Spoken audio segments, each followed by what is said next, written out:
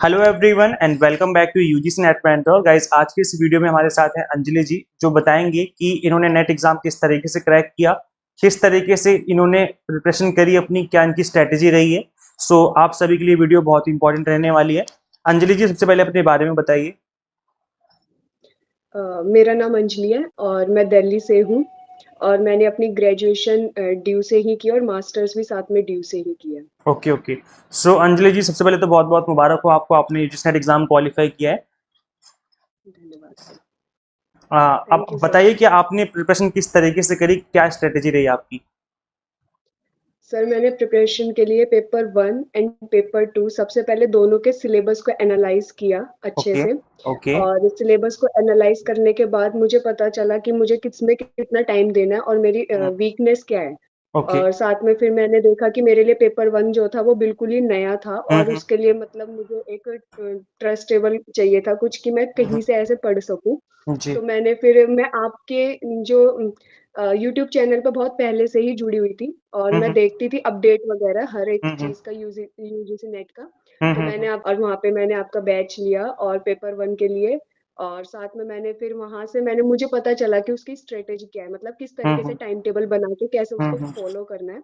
तो मैंने वो सारी चीज़ें फॉलो की। पेपर 1 और पेपर 2 दोनों के लिए प्रॉपर टाइम टेबल बनाया। हम्म और उसके बाद फिर जैसे-जैसे आपने गाइड किया, आपकी क्लासेस वगैरह देखी, यूट्यूब से भी आपकी प्लेलिस्ट देखी और 2 से 3 बार देखी और प्रॉपर रिवीजन करी, हम्म पीवाईक्यूज़ लगाए और दोनों पेपर्स को मतलब प्रॉपर टाइम दिया और उसके हम्म। साथ-साथ मतलब इसी तरीके से मैंने तैयारी की।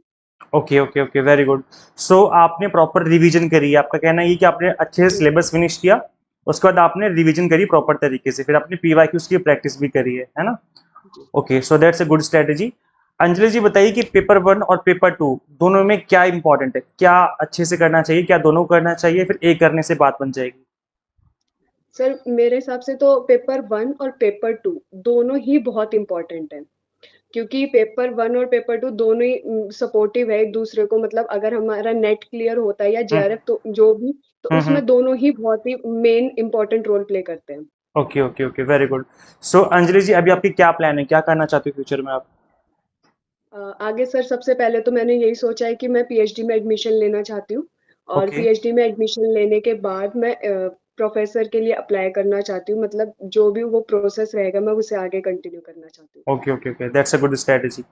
ओके, सो जी। Anjali ji, at the end आप कुछ कहना चाहेंगे किसी के बारे में, कोई थैंक्स कहना चाहेंगे किसी को।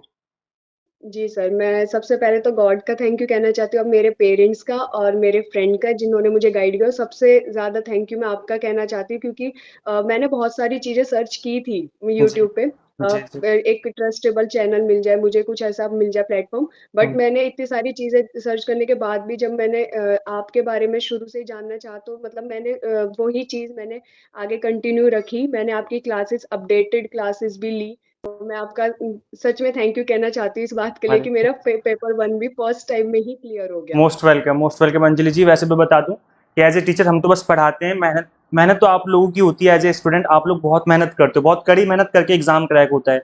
एक नेशनल लेवल का एग्जाम है, इसको क्रैक करना बहुत बड़ी बात है। जी सर। सो अंजलि जी, बहुत अच्छा लगा आपसे बात करके and best of luck for your future endeavours.